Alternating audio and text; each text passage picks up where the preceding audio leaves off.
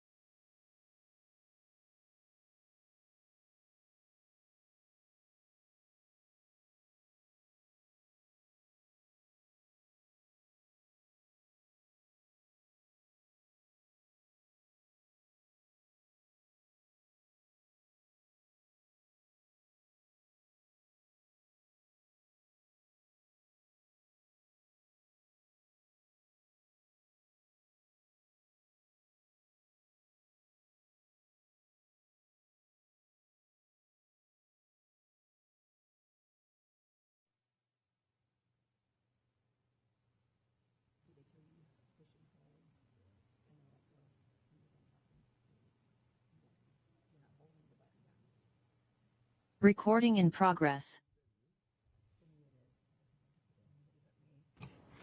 Okay, we're calling this governing board special meeting to order.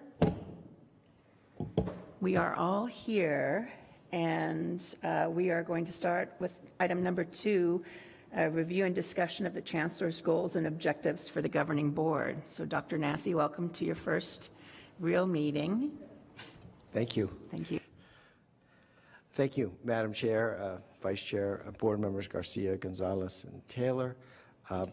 Before I jump in real quick, just want to say thank you again for all your support. I've met individuals. It's been very helpful. By my count, this is day 15, and I've really appreciated all the support and guidance that's helped inform the goals that are before you. And also want to recognize the Pima Community College team has just been wonderful. This first week's been great. Been out to all the campuses talking with students, and it's been really good.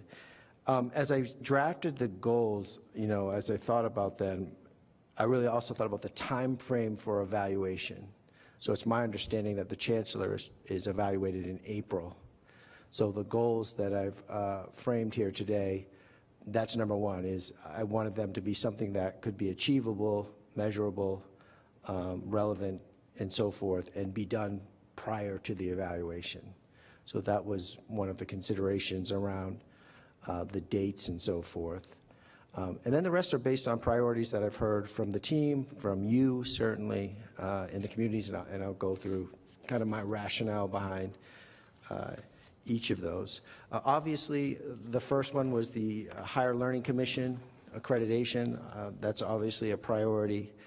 And as I said before, when we think about accreditation, it does a few things for the college, right? It's an assurance of the quality of our education, and that's something that accreditation is about. It's all about continuous improvement. We see areas where we know to get better, and we've had those conversations. There are areas where we do need to improve, and so the HLC goes all about continuous improvement. The big one, of course, federal funding. financial aid for our students really is contingent upon this accreditation, and it really strengthens community trust and partnerships, right? No one wants to be part or engaging in a community college or any college that hasn't earned the accreditation.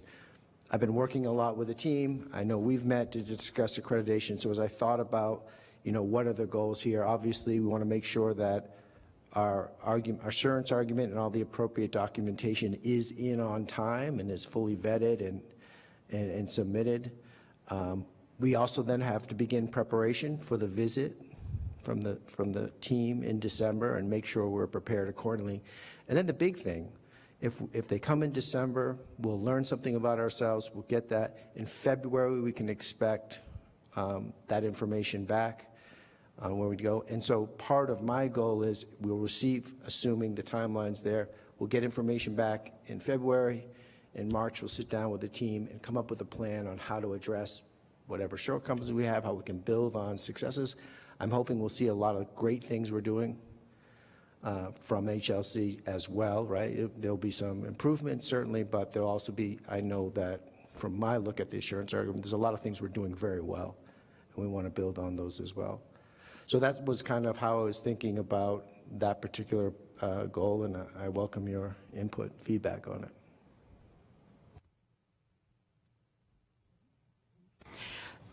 Thank you, Dr. Nassi. That's the governing board's primary goal this year, too, is to make sure that that reaffirmation is successful. So we attended a bunch of sessions with the HLC team, Wendy Weeks, and she has got amazing people doing a lot of really good work. But oftentimes in those meetings, we would hear that they were still waiting for this information or this document, and I'm just wondering, are you aware, has she shared with you the areas that might not be submitted for that assurance argument, just so we make sure? I mean, I think that the goal is to get them in by October or so, but, part of being successful on A, B, and C is making sure that all of those are in. So I'm just suggesting maybe that be part of this component also, as making sure that all of those pieces are submitted in a timely manner. Thank you. Yeah, to answer your question, yeah, I've met with Wendy several times. In fact, this morning I spent considerable time with Wendy and Dr. Duran, our provost as well, and looking at all of those areas. Yeah, and the team is working to make sure what is submitted in October is complete. But yes, I've had multiple meetings and engagements, and it's kind of about the third goal a little bit. Communication is some of that issue, is making sure everyone's on the same page. But we're bringing people together, and that is part of the goal, to make sure everything we need is in. Everyone has submitted what they should. Dr. Nassi, one of my concerns is the Department of Dispute Resolution. Okay. I hope that you've had time to look at the new proposed plan, and that in fact that it's robust enough to protect employees, and that everything is being looked at, fairly. So anyway, what have you got to share about that? Anything?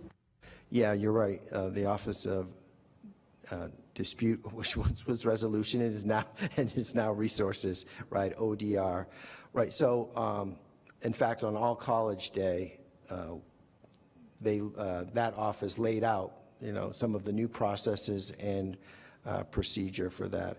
Yeah, in my review of that work, yeah, the process is robust. It's good. I think where we may run into issues, we haven't had a lot of time to capture.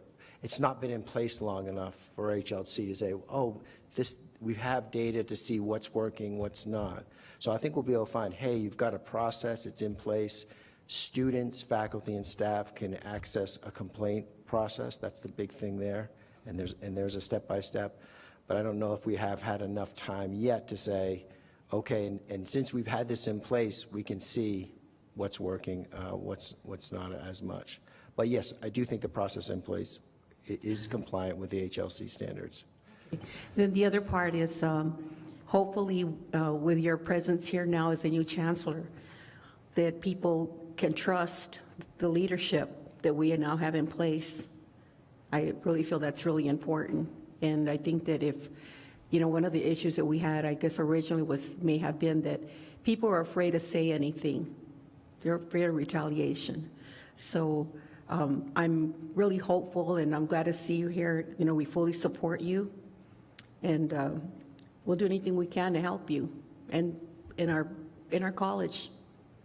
Thank you for that, Board Member Garcia. That was great. Yeah, I hope we can earn the trust of the community. And this looks great to me. I mean, thank you for putting it number one. It's certainly something that's important to us as a board, as we've articulated. The one thing that's just more of a point of interest than a revision or anything is just I think this affords us an interesting opportunity, because at the same time that you're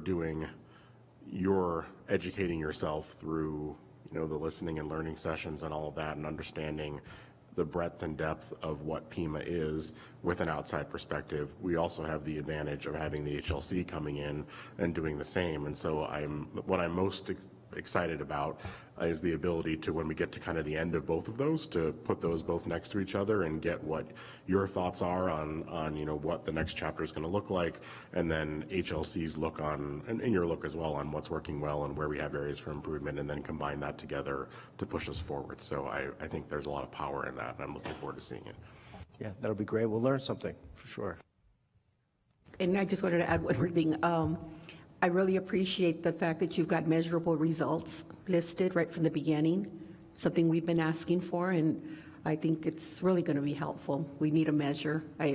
Again, thank you for the information you provided me on the data. It was great. That's exactly what I've been looking for. Oops, sorry. I've been looking for that because, like I had mentioned before, when you look at the data and you see where we're lacking or what needs to be improved, only through the data can we do that. We can't, sometimes a higher level is appropriate, but sometimes you just have to dig in deeper. So thank you. Agreed, and thank you for the request. It was good for me to see as well.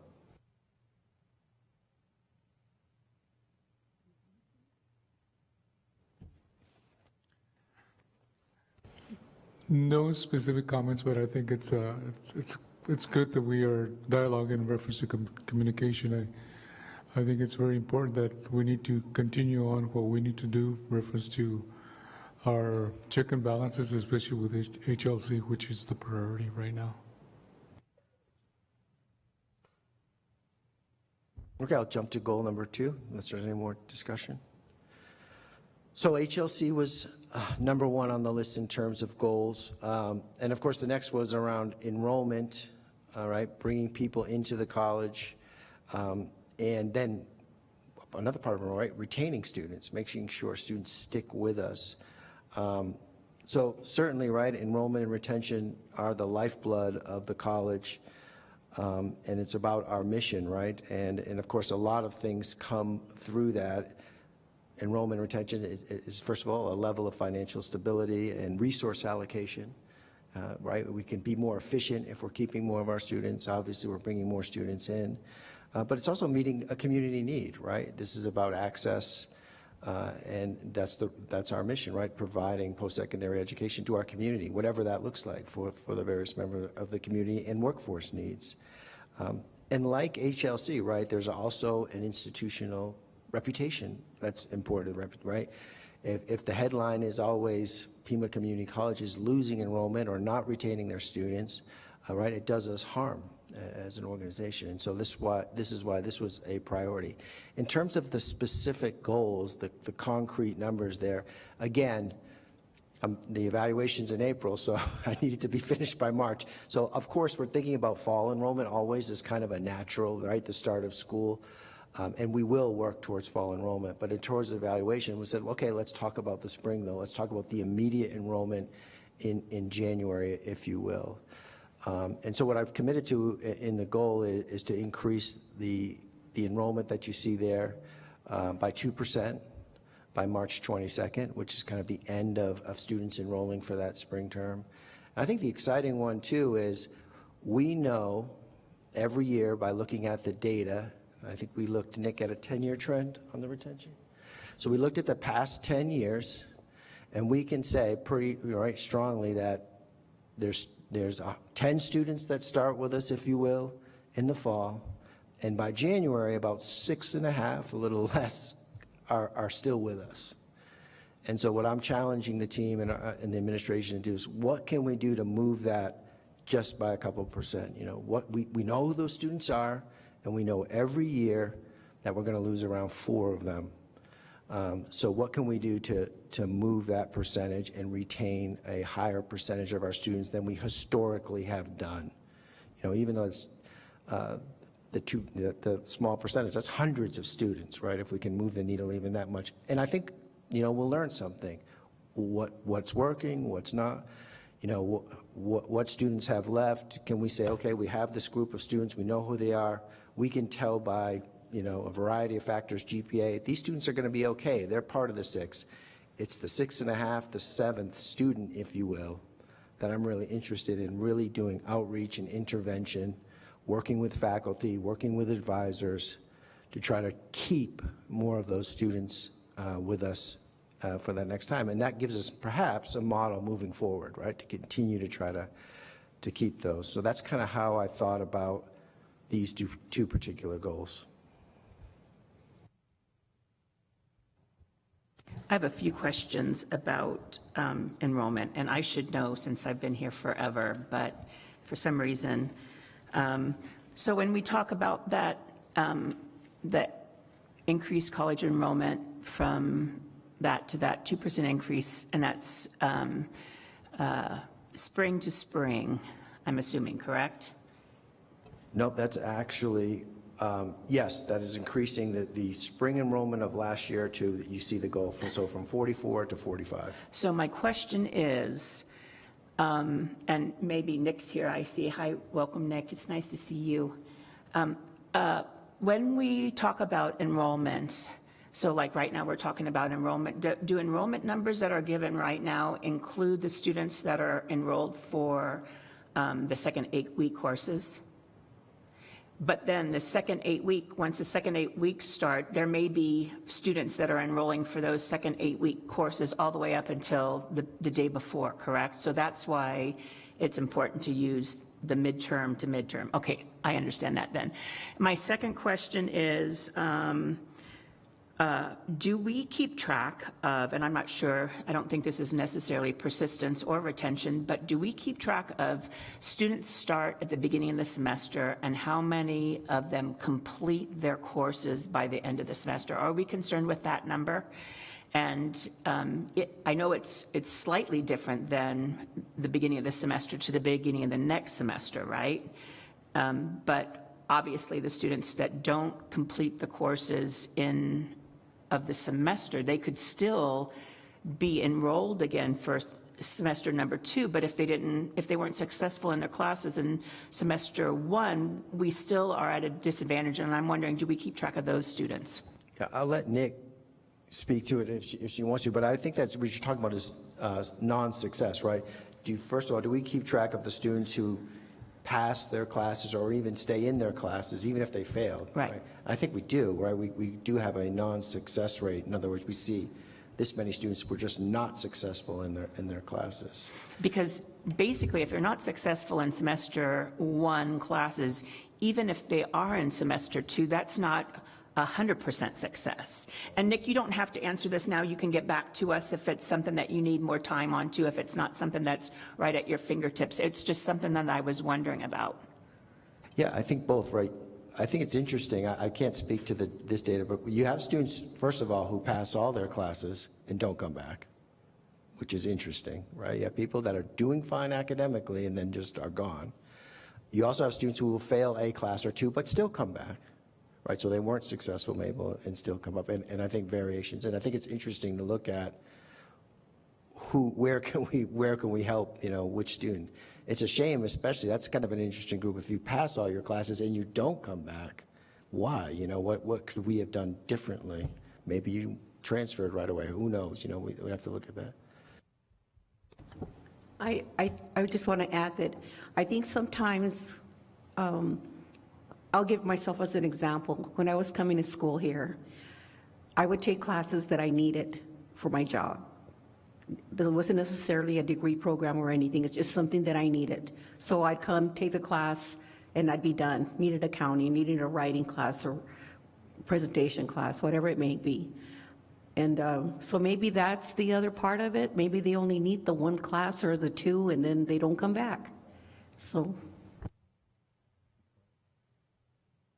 I just want to echo something Maria said earlier, which is just to also add my appreciation for the fact that these are quantitatively measurable, time-bound, and specific, because it really allows us to see whether we reach the milestone or not, and I appreciate that. And I know in various forms, I think all of us have asked, at least in the almost 1.5, 2 years that I've been here, on multiple occasions for things that are like that, and we haven't always seen it. So I appreciate coming right out the gate that you've done that. So thank you.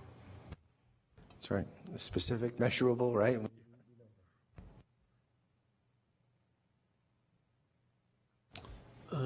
I think one of the reasons, if not the only reason, we talk about enrollment increase is to generate additional revenue.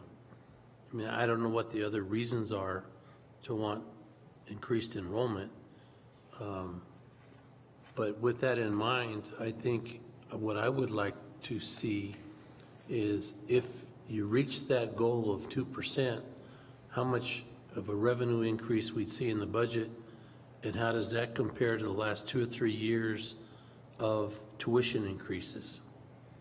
So for example, this year we increased tuition 3%, it generated this amount of money. Next year we're going to increase enrollment 2%, it generates this amount of money.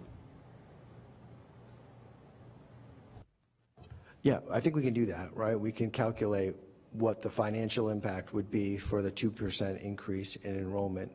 I know there's, so answer one is yes, we can provide you that information. But things that I'm learning about, for example, dual enrollment, right? You could increase our dual enrollment, which would increase our overall enrollment, but they don't necessarily pay tuition. So there's maybe even a financial hit there, potentially, as we look at it. But I think we should, right, because it's all about the return on investment. But yeah, we can provide what that 2% would increase, assuming, right, if those students, that 2% are paying for their classes like most of our students do, what would it look like? And then at the end, we could get the actual hard number. And that could tie into a conversation about other ways to increase revenue and differentiated tuition, maybe a frank conversation about why are we doing dual enrollment if it's costing us money, and what are we doing to offset those expenses?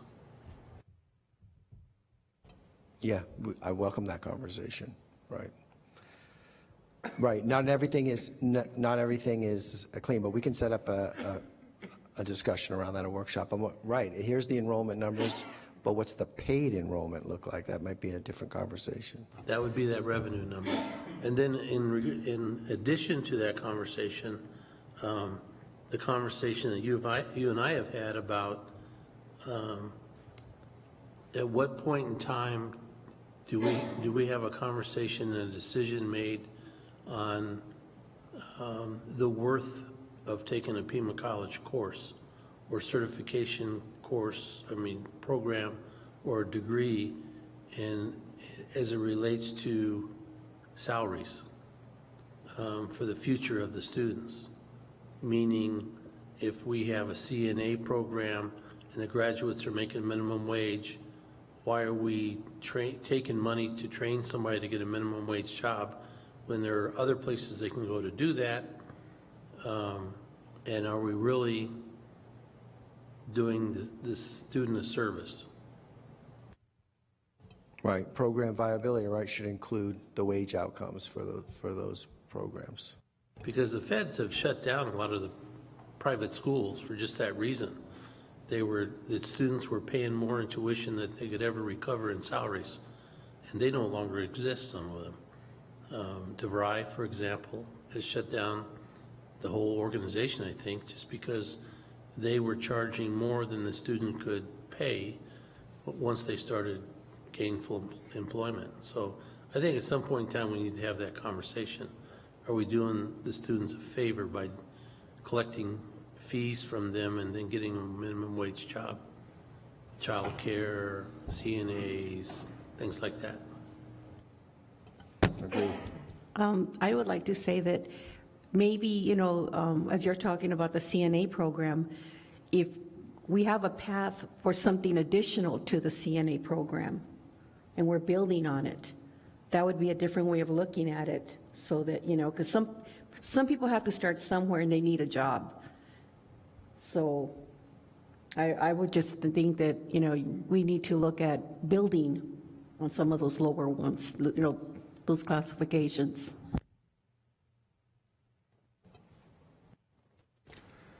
Sorry about my cough.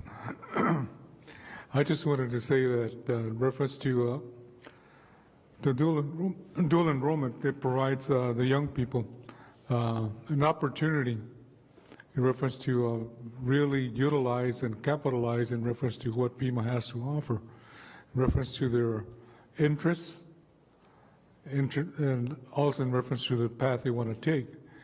But I think in reference to not only the recruitment, but the retention, we need to understand that all students have their circumstances as well too, be it challenging ones or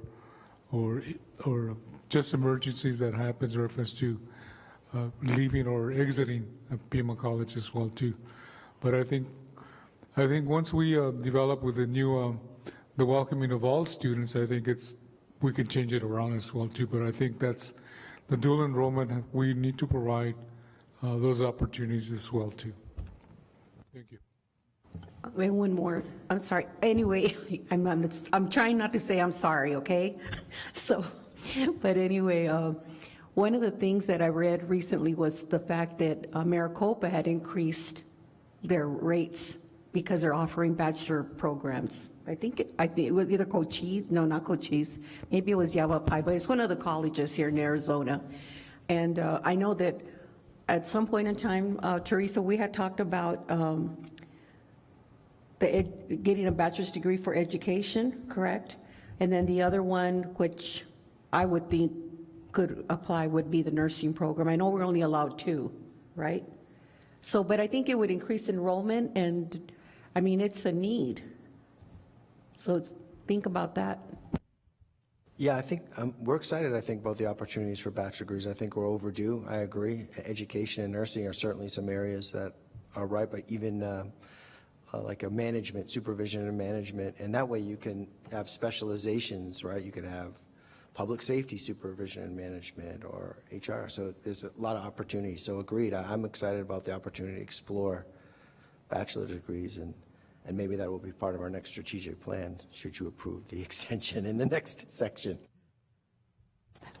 So just to add a little bit more information to a lot of things, there is a federal law that is under our federal compliance that we have to, and Amanda would know more about that than me. I don't even really remember the name of it right now, but we have to put it on our website, what the prevailing wage is in those programs.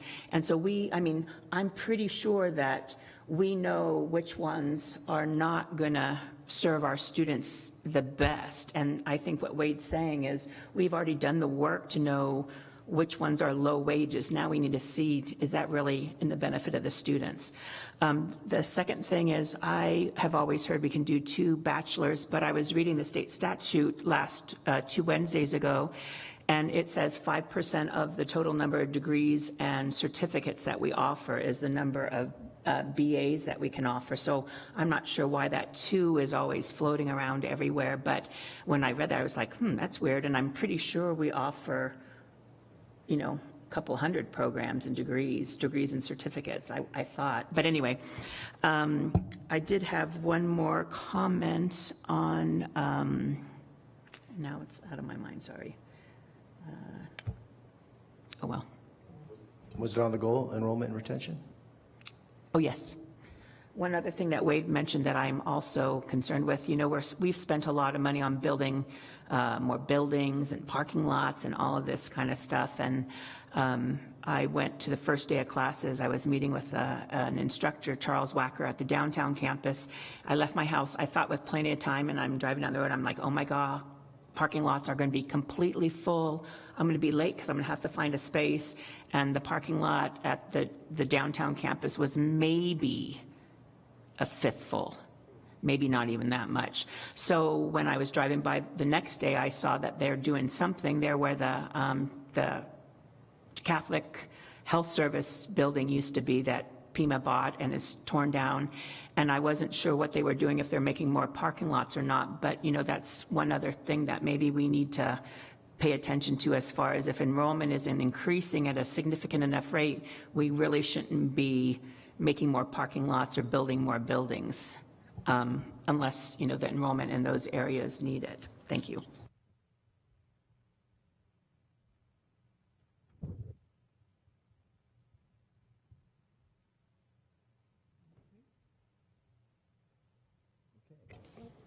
So then the third thing that, again, responding to some of the things you had mentioned in terms of a goal, was the importance of improving communication, whatever that looks like.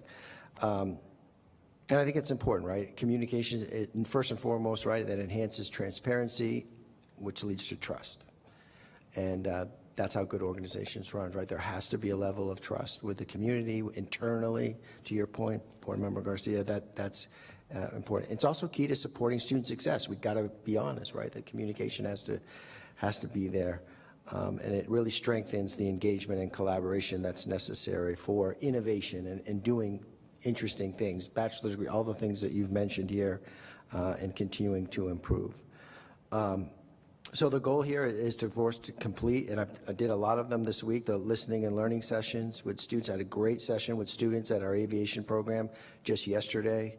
And importantly, I want to emphasize this that may not have been as apparent is community learning listening sessions.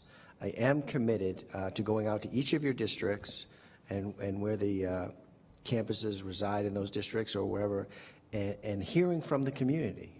And we can post that. I was talking with Board Member Gonzalez just this afternoon about, going out to the Desert Vista campus. And we're just people come in and I literally listen. I get a chance to meet people and hear the community concerns.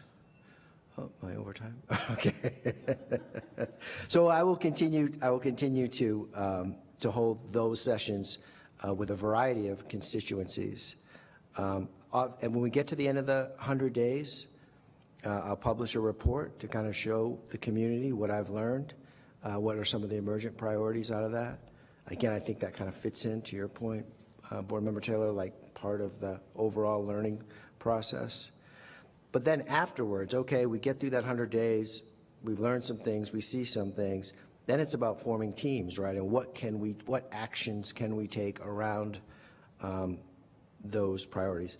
The other part was making sure the communication with the board. I want the board to feel that there is an open communication line with me and the rest of the college. So I've already talked with David B. We're going to kick off that budget process earlier than we did last year. There's going to be lots of engagement, hopefully not on Fridays from 4 to 6 every time. Maybe it is, though, but whatever it takes. So individual, certainly at least monthly meetings with each of you is something I'm committed to. And really, I don't know if it's easily measurable, but at the end of that, I want the board to say, yes, at least the communication opportunities and channels have improved during that time. Communication is interesting in terms of measuring, but I think internally we can survey, right? We can understand a baseline of what communication looks like at the institution and then see if we can build off that, because it's a perception, right? In terms of community, something like morale, it's kind of hard to measure sometimes. But I think we can make our best effort, and I thought it was important to include as a goal here.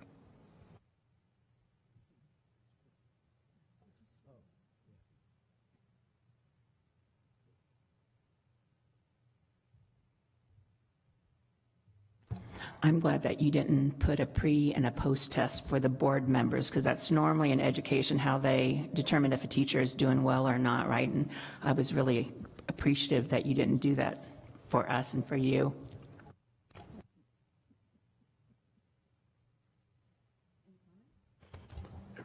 Just an additional thank you. I mean, in keeping with the theme of listening, I think it's clear that you listened to the feedback that we all gave, and I see certainly the comments that I made over our couple conversations reflected in here. So I appreciate you taking that seriously and moving it forward, and your willingness to go out to all the parts of the county and engage not only our students and staff and faculty and adjunct faculty, but and administrators, but also the community at large, and because we are an institution that touches that sort of broad group in different ways. So thank you for doing that.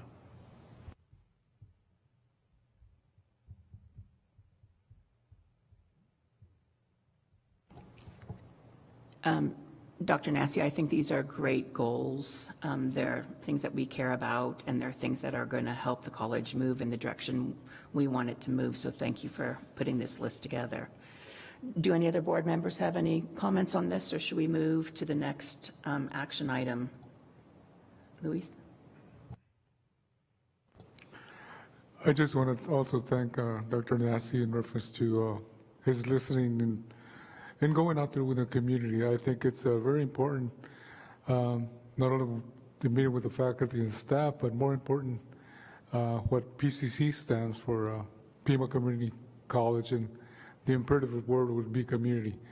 There's a lot of people out there that really want to see, but also hear, reference to what the new chancellor brings, and I think it's an ideal and an opportune time to do it as well too. To be more welcoming and embracing new leadership here at PCC, but also in reference to really being the commitment that he has and the passion that he has for all students, but also the communities within all our perspective campuses as well too. Thank you, Dr. Ness. Okay, then moving on to action items, number 3.1, the approval of the September 2024 through June 2026 strategic plan extension. So we had prior meetings that we discussed the strategic plan and why we needed to do an extension rather than building a full new strategic plan. Are there any comments from the board members about this, or does anybody need anything revisited, or are we ready for, does someone have a motion? I motion that we move to vote for this So extension. Moved and seconded. Any discussion? Okay, all in favor, oops, wait. Oh, all in favor of approving the September 2024 through June 2026 strategic plan, say aye. Aye. Aye. Passes unanimously. And then is there a motion for us to move into executive session? So moved. So moved by Maria and seconded by Wade. All in favor? Aye. Aye. Aye. Okay, motion passes. So thank you all for coming to this very short and quick meeting. We will not be returning here afterwards, so go home and enjoy your weekend. And thank you for all you do for Pima College. Thank you. Thank you.